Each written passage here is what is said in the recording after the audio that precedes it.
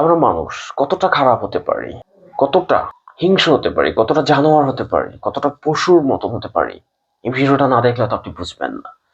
আমরা কতটা প্রতিশোধ পরায়ণ হতে পারি। ভাই, মানুষ তো আমরা। ভিডিওটা একটু মনোযোগ দিয়ে দেখুন, তারপরে বিশেষ মতামত কমেন্ট বক্সে বলবেন। আমরা কি সত্যিকার আদৌ কি আমরা মানুষ?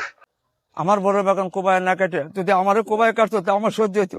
সারাদিন এই রোদ্রের ভিতরে আমার বাচ্চা কাচ্চা ফেলে এসে আমি এই ক্ষেতের ভিতরে কষ্ট করি, খাটনি করি। আমি আইনের কাছে বিচার চাই, আমি দেশবাসীর কাছে বিচার চাই।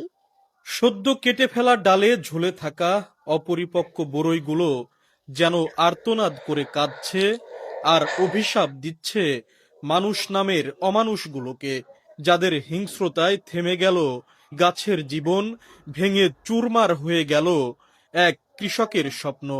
ধার দেনা করে ৮ বিঘা জমি লিজ নিয়ে বলসুন্দরী কুলের বাগান গড়ে তুলেছিলেন কৃষক নাজিম শেখ। প্রতিদিন সন্তানের মতো যত্নে গাছগুলোর পরিচর্যা করতেন তিনি।